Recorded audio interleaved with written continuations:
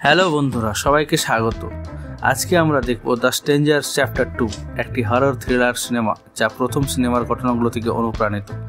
এই সিনেমার কাহিনী শুরু হয় নতুন এক দম্পতি এমা এবং জ্যাককে ঘিরে। তারা একটি নির্জন শহরে ছুটি কাটানোর জন্য চায়, কিন্তু তাদের শান্তিপূর্ণ ছুটি খুব দ্রুত ভয়াবহ এবং দুঃস্বপ্নে পরিণত হয়।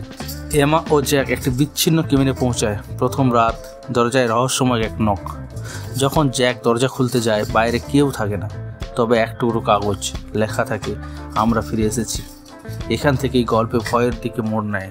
পরের রাতে একদল মুখোশধারী অপরিচিত ব্যক্তি তাদের কেবিনের চারপাশে ঘুরতে থাকে। এদের নেতৃত্বে রয়েছে the man in the mask. তারা শুধু ভয় দেখিয়ে থেমে থাকে না, বরং ধীরে ধীরে দম্পতির জীবনের জন্য হুমকি হয়ে দাঁড়ায়। এই সময়ে সিনেমাটি উত্তেজনা এবং শ্বাসরুদ্ধকর পরিস্থিতি তৈরি করে।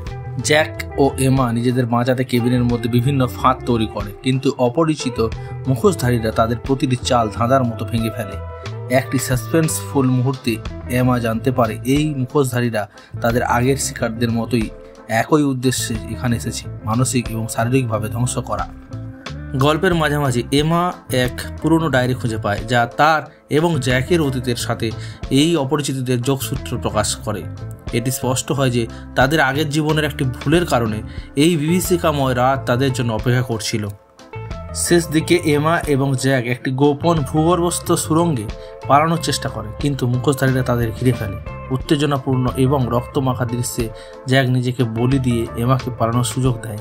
এমা কি পালাতে সক্ষম হবে, নাকি অপরিচিতদের হাতে ধরা পড়বে? এই প্রশ্নের উত্তর সিনেমার শেষে একটি বড় টুইস্ট দিয়ে প্রকাশিত হয়। দ্য স্ট্রেঞ্জার চ্যাপ্টার 2 কেবল একটি হরর সিনেমা নয়, এটি মানুষের ভয়ের সাথে লড়াই এবং বেঁচে থাকার ইচ্ছার গল্প। সিনেমার রহস্যময়তা, অপ্রত্যাশিত টুইস্ট এবং থ্রিলিং অ্যাকশন দৃশ্য দর্শকদের শেষ পর্যন্ত পর্দার সামনে আটকে রাখবে।